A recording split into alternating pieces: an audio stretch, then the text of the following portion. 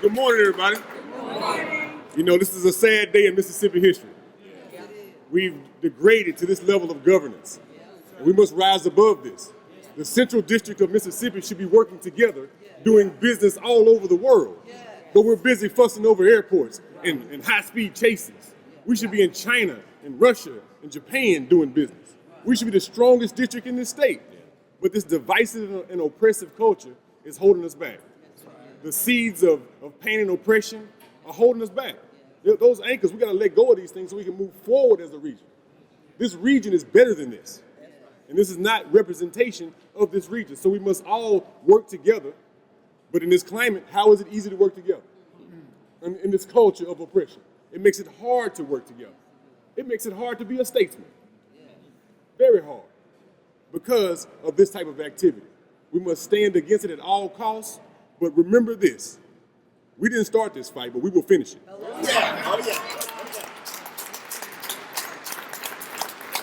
They drew first blood, and we're going to have to end it.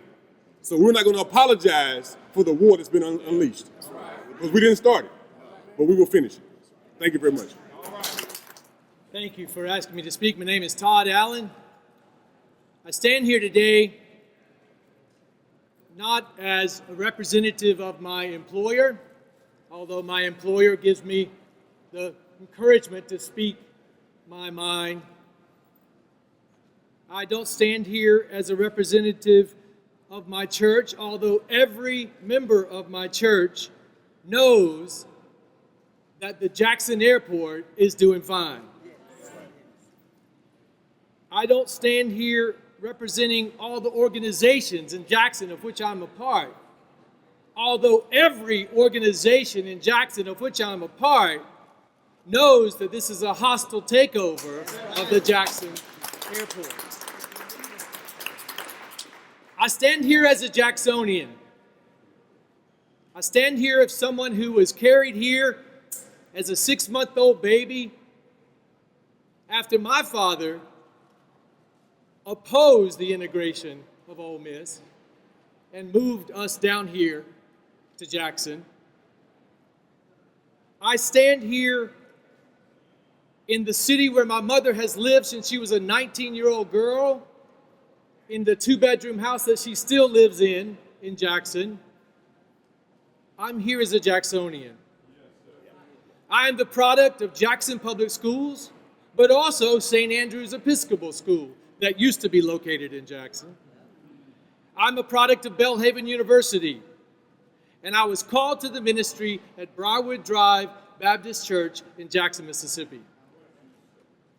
Although I'm not speaking on behalf of this church, that church, or any organization, let me be clear. The organizations, the people of my community are 100% in agreement. The Jackson Airport is doing fine. A couple of thousand years ago, Aesop said, "The tyrant will always find a pretext for his tyranny." Last week, I sat in the House of Representatives and listened to the silence of our current tyrants give us no pretext for their tyranny. The ultimate tyrant. You don't even give a good reason for your tyranny. I was moved, though, by the reasoned and impassioned pleas of my representatives in the House of Representatives. They urged their colleagues to simply slow down, to study the issues. My representatives asked the sponsor of the bill to give them some pretext for this act of state-sponsored aggression against the city of Jackson. However, the only pretext, they said, it's a regional airport. It needs regional control. Well, it's a black-run airport that they think needs white-run control.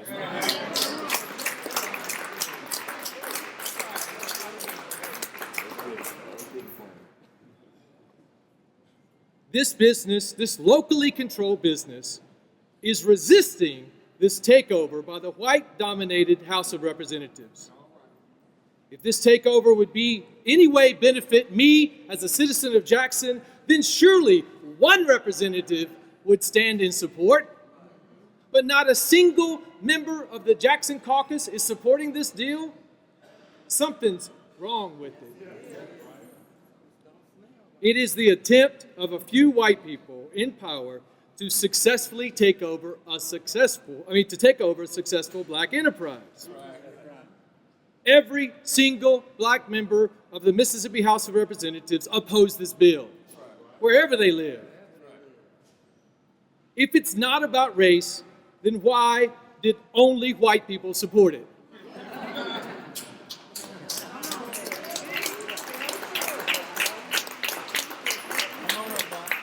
The only rationale that's been given is that black people need to be rescued by some white people.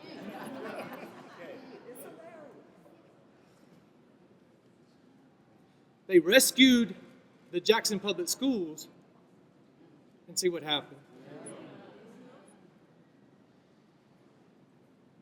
My leaders do not need rescuing. My leaders do not need saving.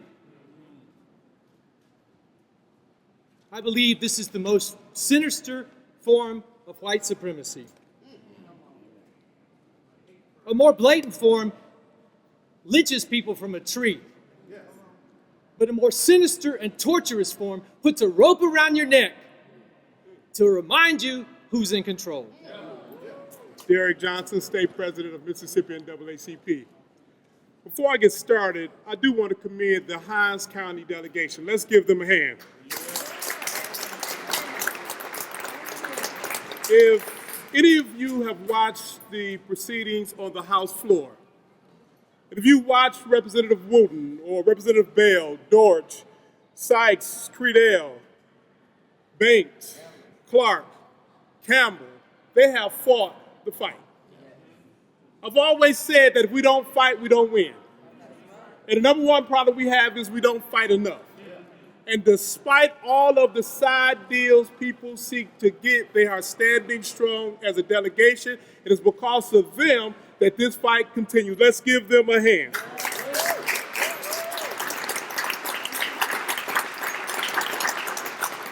I'm also glad to see such a diverse array of leadership in the city of Jackson here. We have Bishop Campbell and Bishop Jenkins, Pastor Buckley, we have councilpersons, we have Supervisor Graham, all standing in unison around this issue.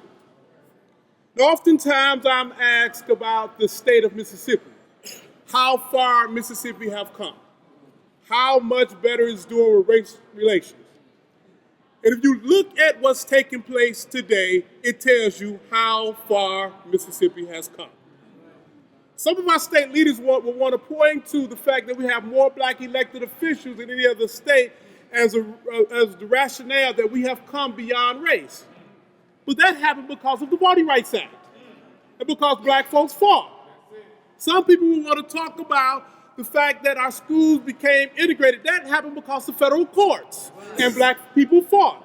And we're standing here today to ensure that this power grab for personal gain is not achieved. Personal gain. The senator that introduced this bill stands to make millions off of this deal. This is not about how well the airport is ran and regionalization. This is about money. This is a power grab. And I wonder if it's a violation of ethics for someone to stand to gain financially to introduce legislation to change the authority so they can benefit off of the development of the land, and the audacity of the governor to say that if we do it, Jackson is going to see more money than ever seen. We want to see more money in education. You want to help take us off the bottom of education. You want to help expand Medicaid. You want to help take us off the bottom of all the social indicators, but leave the airport alone. That's right. At the end of the day, win, lose, or draw in this body, we must continue to fight in this body. And if any member of the Legislative Black Caucus try to cut a deal to say, let's start reading the bill, question them. Question them.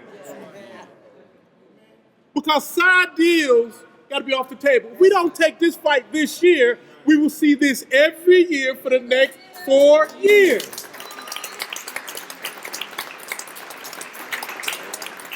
Final point. If race is not the motivating factor, then what is? Representative Clark introduced an amendment. I thought it was a wonderful amendment. If you want regional representation, then put all of the assets in the bill. Why isn't Madison County Airport in the bill? Why isn't the airstrip in Rankin County in the deal?